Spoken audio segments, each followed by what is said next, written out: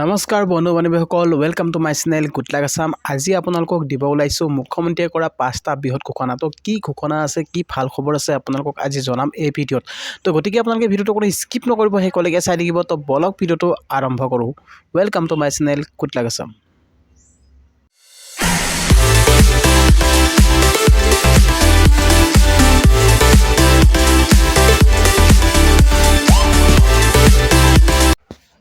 তো গাইজ প্ৰথম যেটো আপোনালোকক খবৰ দিব ওলাইছোঁ ৰেচন কাৰ্ড যদি আপোনাৰ আছে লগত তেতিয়াহ'লে আপোনাৰ বাবে ভাল খবৰ। যেটো মুখ্যমন্ত্ৰীয়ে জনাইছে যে আপুনি যদি ৰেচন কাৰ্ড লাভ কৰিছে তেতিয়াহ'লে আপুনি লাভ কৰিব আয়ুষ্মান কাৰ্ড যেহেতু আপোনালোকক দিয়া হ'ব। আয়ুষ্মান কাৰ্ড আপোনালোকে ক'ত লাভ কৰিব, আপোনাৰ যেটো আপোনালোকৰ চেণ্টাৰ আছে, ধৰক আপোনাৰ ওচৰত থকা যিবিলাক আপোনাৰ CSC চেণ্টাৰ আছে তাতে আপোনালোকে যাব পাৰে, বা আপোনাৰ যিবিলাক আশা কেন্দ্ৰ আছে তাতে আপোনালোকে এই আয়ুষ্মান কাৰ্ড আপোনালোকে বনাব পাৰিব। আয়ুষ্মান কাৰ্ড যদি আপোনালোকে বনোৱা নাই, ৰেচন কাৰ্ড যদি পাইছে আপুনি আয়ুষ্মান কাৰ্ড লাভ কৰিব, আৰু আয়ুষ্মান কাৰ্ড পালে আপুনি 5 লাখ টকাৰ যেটো চিকিৎসা আপোনালোকক দিয়া হ'ব। আৰু লগতে আপোনালোকৰ বাবে আৰু এটা ভাল খবৰ, যদি ৰেচন কাৰ্ড আপোনাৰ থাকে তেতিয়াহ'লে আপুনি লাভ কৰিব উজ্জ্বলা যোজনা। আপোনাক যেহেতু কৈছে যে মুখ্যমন্ত্ৰীয়ে আপুনি ফ্ৰী গেছ লাভ কৰিব, যেহেতু আপোনালোকক চৰকাৰৰ ফালৰ পৰা দিয়া হৈছে এই ফ্ৰী গেছ। আপুনি ক'ত খবৰ কৰিব, আপুনি খবৰ কৰিব লাগিব আপোনাৰ ডিষ্ট্ৰিবিউটাৰ যিটো গেছ এজেঞ্চি আছে। যদি আপোনাৰ ইণ্ডিয়ান গেছ ব্যৱহাৰ কৰি আছে, বা আপুনি SP বা আপুনি ভাৰত গেছ, যি আপুনি এজেঞ্চি যিকোনো এজেঞ্চিত আপোনালোকে খবৰ কৰিলে সেই আবেদন ফৰ্ম আপোনালোকে লাভ কৰিব পাৰিব। আৰু এই আবেদন ফৰ্ম আপোনালোকে ফাইল কৰি ডকুমেণ্ট সহকাৰে আপোনালোকে ফাইল কৰি জমা কৰিব লাগিব। তাৰ পিছতহে আপুনি এই গেছ লাভ কৰিব। আৰু এই গেছ আপোনাৰ যদি থাকে তেতিয়াহ'লে আপুনি 300 টকা ছাবচিডি দিব বুলি যেহেতু মুখ্যমন্ত্ৰীয়ে ঘোষণা কৰিছে।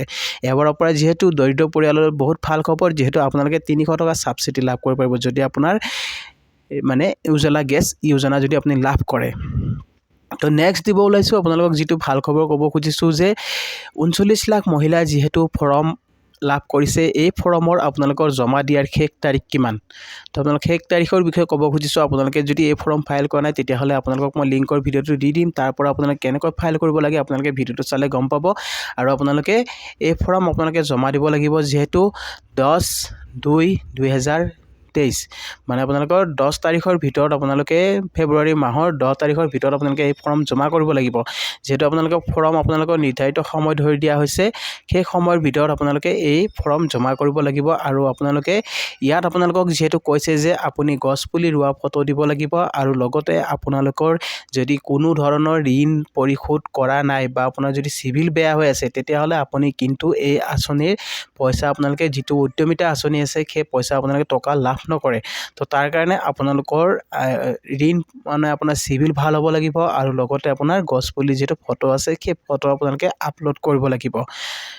তো নেক্সট গাইজ আপোনালোকক যিটো খবৰ দিব ওলাইছোঁ, মুখ্যমন্ত্ৰীয়ে যিটো জনাইছে যে আপোনালোকক অৰুণোদয় আঁচনি যিসকল দৰিদ্ৰ পৰিয়ালে এতিয়াও লাভ কৰা নাই সেই দৰিদ্ৰ পৰিয়ালসমূহক দিয়া হ'ব অৰুণোদয় আঁচনি। আৰু নতুনকৈ বহু দৰিদ্ৰ পৰিয়ালক যেহেতু অন্তৰ্ভুক্ত কৰা হ'ব ইলেকশ্যনৰ আপোনালোকে হয়তো পাছতে আপোনালোকে এই ফৰ্ম লাভ কৰিব পাৰিব অৰুণোদয় আঁচনিৰ নামত। তো আপোনালোকে যদি অৰুণোদয় আঁচনিৰ ফৰ্ম যদি পাম বুলি ভাবিছে তেতিয়াহ'লে আপুনি আপোনাৰ ওচৰত যিটো পঞ্চায়ত অফিচ আছে তাত আপোনালোকে খবৰ কৰিব পাৰিব। তাত খবৰ কৰি আপোনালোকে জানিব পাৰিব কেতিয়া আপোনালোকক অৰুণোদয় আঁচনিৰ ফৰ্ম দিয়া হ'ব, আৰু এই আঁচনিৰ ফৰ্ম আপোনালোকে পঞ্চায়ত অফিচত লাভ কৰিব পাৰিব।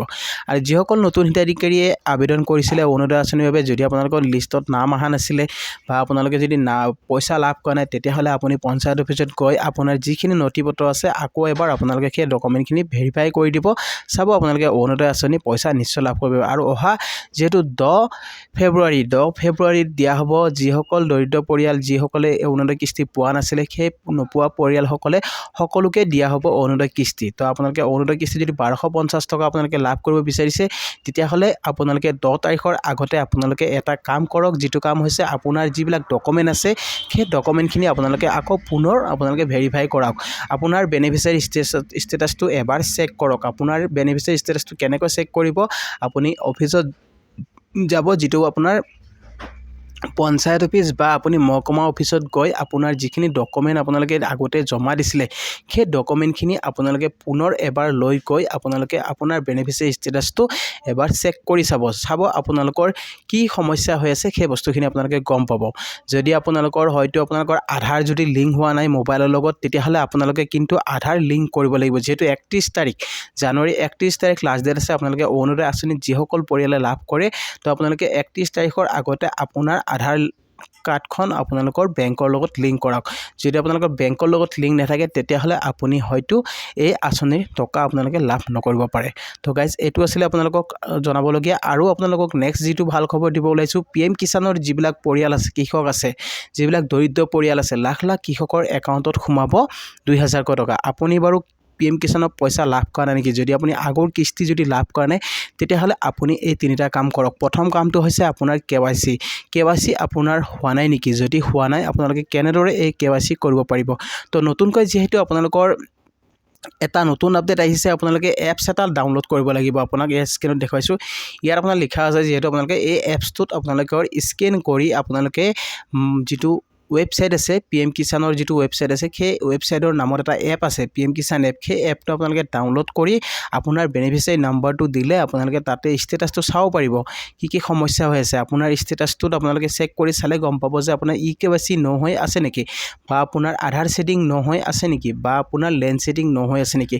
এই তিনিটা কাম হৈছে আপোনাৰ PM কিষাণৰ মেইন গুৰুত্বপূৰ্ণ কাম। এই তিনিটা কাম যদি আপোনাৰ ইয়েছ হৈ থাকে তেতিয়াহ'লে আপুনি নিশ্চয় লাভ কৰিব PM কিষাণ কিস্তিটো। বহুতো কৃষকৰ এতিয়াও হোৱা নাই KYC। আপোনাৰ KYC হোৱা নাই নেকি? যদি KYC হোৱা নাই আপোনালোকে অতি সোনকালে KYC কৰাই লওক, কিয়নো KYC কৰাৰ পিছতহে আপুনি লাভ কৰিব এই টকা। যিহেতু 2000 টকাকৈ আপোনালোকক চৰকাৰে, যিহেতু মোদী চৰকাৰে আপোনালোকৰ বাবে দি আহি আছে, তো এবাৰো আপোনালোকে 2000 টকা লাভ কৰিব। তাৰ আগতে আপোনালোকে এই তিনিটা কাম কৰি লওক, নিশ্চয় আপোনালোকে লাভ কৰিব পাৰিব। তো গাইজ আপোনালোকে নিশ্চয় ভিডিঅ'টো বুজি পালে। তো আজি আপোনালোকক যিখিনি খবৰ দিলোঁ নিশ্চয় আপোনালোকে বুজি পালে। ভিডিঅ'টো চাই যদি আপোনালোকে ভাল পাইছে তেতিয়াহ'লে এটা লাইক আৰু শ্বেয়াৰ কৰি দিব নাপাহৰিব। আৰু লগতে মোৰ চেনেলটোত যিসকলে নতুনকৈ আহিছে তো চেনেলটো ছাবস্ক্ৰাইব কৰি ৰাখিব আৰু কাষত থকা বেল আইকনটো প্ৰেছ কৰি দিব, যাতে এনেকুৱা ধৰণৰ নতুন ভিডিঅ' আহিলে সকলোতকৈ আগত পাই থাকে। তো গাইজ আজিলৈ ইমানে। জয় আই অসম।